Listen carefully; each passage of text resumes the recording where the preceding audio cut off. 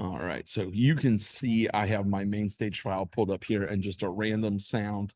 This would be any sound that you have over here on your patch list already. So the first thing that we're gonna do is we're gonna create a second sound. And we're going to do that by going up to the plus sign in the top right corner. This is going to pull this up, and you're just going to go right here to create. All right.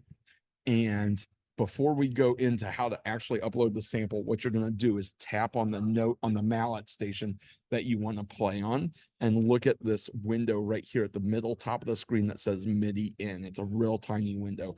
And that's going to give you the information of the note that you just hit. So like I'm going to tap this note and it says F4 at the top. That's the only important information you need is the note and the number of octave it's in. So F4 for this.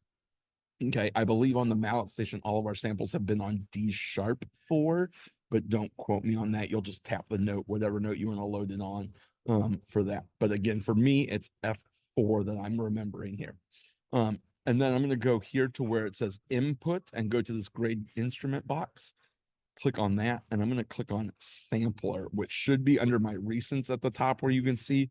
I'm not going to worry about any of this stuff. Just click on sampler, and it's going to open this window for you. Then you're going to click on mapping, and then what I'm going to do from here is I'm going to minimize my MainStage window and pull up where my voiceover is at.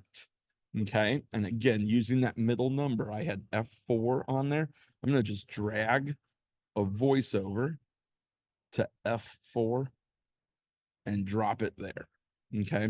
Now, one more thing we need to do is in this, you see zoom right here. You don't need to zoom, but right next to zoom, you see like a orange lit up keyboard. And then next to that, to the right of that, you see some lines with a G. And then you see some lines with a Z next to that, to the right of that.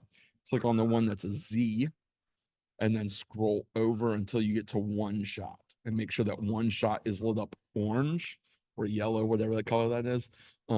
That means that when you hit the note, the whole sample is going to play. If you do not light up one shot, you have to hold the note down for the entirety of the sample to trigger.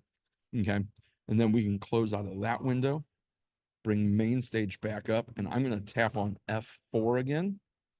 Regardless, you must pursue joy. And you hear both the sample and the sound because they're overlapped. So in order to get rid of that overlap, I'm going to come here to my green one. That's my sample.